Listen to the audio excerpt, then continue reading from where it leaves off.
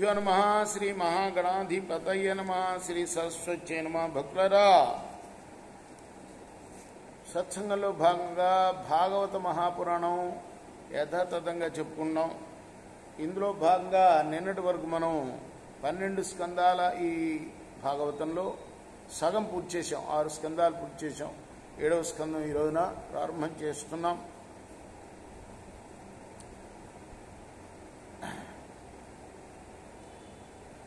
పరీక్షన్ మహారాజు సుఖ మహర్షిని చూసి అన్నాడు, ఓ మునిలోక చూడామణి, నాకు సందేహం కలిగిందయ్యా.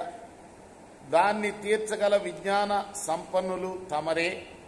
శ్రీ మహావిష్ణువు సర్వజీవకోటికి హితుడు సన్నిహితుడు. ఆ లక్ష్మీపతి సర్వగుణ భద్రుడు. ఆ అచ్యుతుడు అనంతుడు ఆదిపురుషుడు ఆ వాసుదేవుడుగా వాసికెక్కాడు కదా. వాసుదేవుడు అంటే వసించేవాడు, అన్ని ప్రాణుల్లో వసించేవాడు. వైకుంఠ వాసుడు ఆ మహానుభావుడు. మరి కేవలం దేవేంద్రుని పక్షపాతిలాగా అతని కోసం ఇంద్రశత్రువులైన రాక్షస రాజుల్ని విరోధిలాగా వెతికి సంహరించాడు. మరి ఆయనకి దీనివల్ల ఒరిగేదేంటి? ఏం ప్రశ్న ఇది? గొప్ప ప్రశ్న. ఆయన అందరిలో ఉంటాడు కదా, అందరు సమానమే కదా. అటువంటిది ఇంద్రుడి వైపు ఎందుకు పక్షపాతంగా ఉన్నాడు? రాక్షసుల్ని హతమారిస్తే ఆయనకు వచ్చే లాభం ఏమిటి?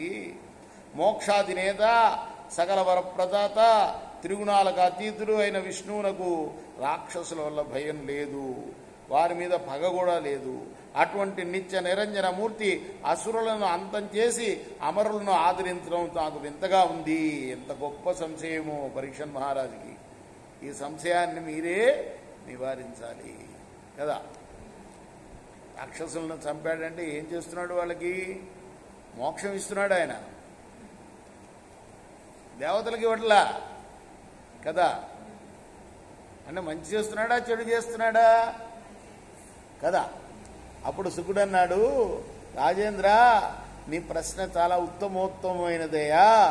లక్ష్మీనాథుడైన లోకనాథుని సచ్చరిత్ర చాలా విచిత్రం, పరమ పవిత్రం కూడా. శ్రద్ధగా విని అర్థం చేసుకో. ఆ విష్ణు భక్తుల కథలు వింటే శ్రీహరి చరణ కమలాలపై ధ్యానం చేయటమే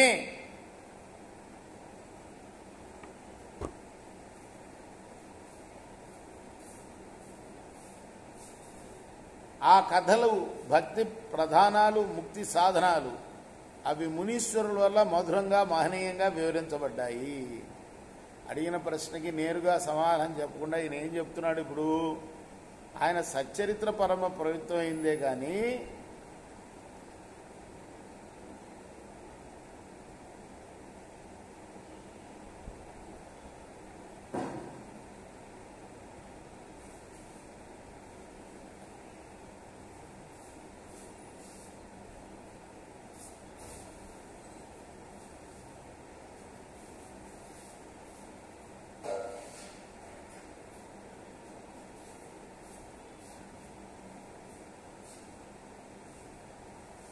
ఆ చరిత్రని, ఆయన భక్తుల్ని చరిత్రని మునీశ్వరులు మధురంగా మహనీయంగా వివరించారయ్యా. ఆ మహావిష్ణువు చరిత్రలు చాలా చిత్ర విచిత్రమైనవి. అవి ముల్లోకాలకి పరమ పవిత్రాలు. సంసార బంధనములు అనే లతలను ఖండించే కొడవళ్ల లాంటివి అవి. ఏమిటవి? ఆయన చరిత్రలు. అఖిల జీవరాశికి ఆప్తమిత్రాలు. వనాలకు వసంతాల్లాగా మునిజనాలకు అత్యంత ప్రీతిపాత్రాలు. మహారాజా, మహాత్ముడైన వేదవ్యాస మహర్షికి ముందుగా వందనం చేసి పరమాత్మ పరమ పవిత్ర చరిత్రను వివరిస్తాను, విను. ఆ మహావిష్ణువు ఇట్టివాడు అని తెలుసుకోలేము. ఆయన తత్వం ఎవరికీ అంతుపట్టదు. ఆయనకు గుణ వికారాలు లేవు. జీవ ప్రకృతికి అంటకుండా ఉంటాడు. ఆయన జన్మబంధాల్లో చిక్కుకోడు. ప్రతిగుణాలకు అతీతుడైన ఆ పరమేశ్వరుడు తన మాయతో తానే గుణ వికారాలు కల్పించుకొని బాధలు పెట్టేవాడు, బాధలు పొందేవాడు తానే అవుతాడు. లోకంలో సత్వగుణం, రజోగుణం, తమోగుణం అని సహజమైన 3 గుణాలున్నాయి. అవి 3 ఈ భౌతిక జగత్తుకు చెందినట్టువి. అవి దేవదేవుణ్ణి తాకవు. ఆ గుణాలు ఒక్కొక్క సమయంలో తగ్గిపోతూ ఉంటాయి.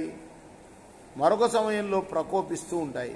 ఆ పరాత్పరుడు సత్వగుణం ప్రధానంగా దేవతల్ని, మునీశ్వరుల్ని, రజోగుణం ప్రధానంగా అసురుల్ని, తమోగుణం ప్రధానంగా యక్షరాక్షస సమూహాల్ని సృష్టించి విభజించాడు.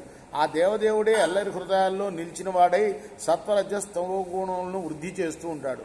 సూర్యుడు వివిధ స్థానాల్లో వేరువేరుగా కనిపించినప్పటికీ ఒక్కటే అయినట్లు ఆ బ్రహ్మాండ నాయకుడు కూడా అన్నింటిలోనూ అందరిలోనూ నివసిస్తున్నప్పటికీ వేరు కాదు, ఒక్కడే. తత్వం తెలిసిన పెద్దలు తమలో ఆత్మస్వరూపంతో ప్రకాశించే దైవాన్ని ఆ విధంగా తెలుసుకుంటాడు. సర్వవ్యాపి అయిన భగవానుడు ప్రతి జీవుని హృదయంలో నెలకొని ఉన్నాడు. జీవాత్మకు ఇతరులుగా కనిపిస్తూ సర్వం తానే అయిన ప్రభు తన మాయాబలంతో విశ్వాన్ని సృష్టించదలిచి రజోగుణాన్ని, లీలా విలాసాలు చూపించదలిచి సత్వగుణాన్ని నిద్రింపదలిచి తమోగుణాన్ని కలిగించి ఎల్లప్పుడూ నడుస్తూ ఉండే కాలాన్ని సృష్టించాడు. అటువంటి కాలం వల్ల సర్వత్రా దర్శనమిచ్చే ఆ ఈశ్వరుడు కాలస్వరూపుడుగానే పిలువబడ్డాడు. అటువంటి ఆ స్వామి సత్వగుణ ప్రధానులైన దేవతల సమూహానికి ఆనందము, అభివృద్ధి, రజోగుణ తమోగుణ ప్రధానులైన రాక్షసులకి దుఃఖం, హాని కలిగిస్తూ ఉంటాడు.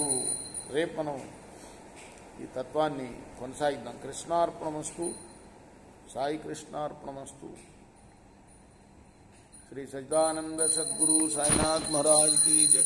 चेकोरा हारती गो सद्गुरुनाथा देवा साईनाथ पांच बहुति तत्वमुलने हारतलितुमरा निर्गुणम अवस्थिते